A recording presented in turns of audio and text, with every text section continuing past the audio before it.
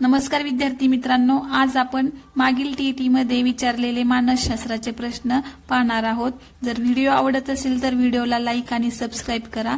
तर आजचा पहिला प्रश्न आहे, टिंबटिंबने मानसशास्त्रीय पहिले पुस्तक लिहिले। पर्याय 1 फ्रुटोटो, 2 विलियम जेम्स, 3 स्पियरमन आणि 4 पियाजे। तर या प्रश्नाचं उत्तर आहे पर्याय क्रमांक 2 विलियम जेम्स। तर विलियम जेम्स याने मानसशास्त्रीय पहिले पुस्तक लिहिले।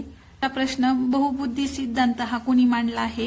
तर पर्याय क्रमांक 1 डार्विन, 2 क्रेग, 3 हॉवर्ड आणि पर्याय क्रमांक 4 हॉवर्ड गार्डनर।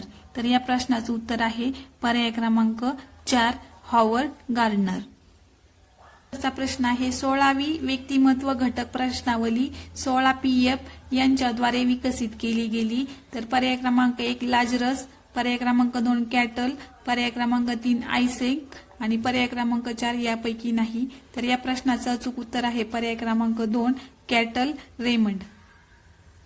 टिंबटिंब या प्रसिद्ध मानसशास्त्राची वड सिद्धांत मांडला आहे। तर पर्याय क्रमांक 1 बोबवी, पर्याय क्रमांक 2 जीन पियाजे, 3 एरिक्सन आणि 4 उंट। तर या प्रश्नाचं अचूक उत्तर आहे पर्याय क्रमांक 1 बोबवी।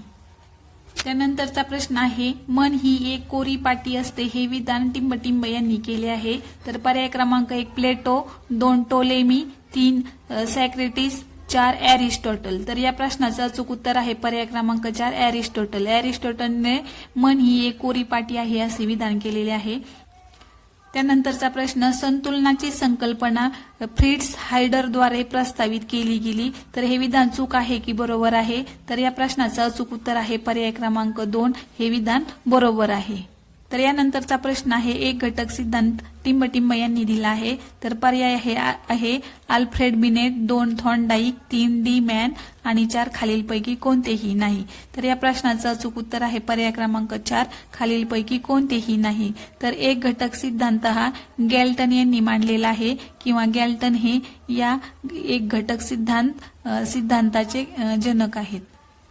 त्यानंतरचा प्रश्न, जीन पियाजे यांच्या मते मुलांच्या बौद्धिक विकासात कोणता घटक सर्वात महत्वाचा असतो?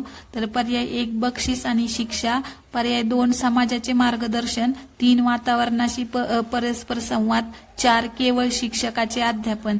तर या प्रश्नाचं अचूक उत्तर आहे पर्याय क्रमांक 3 वातावरणाशी परस्पर संवाद।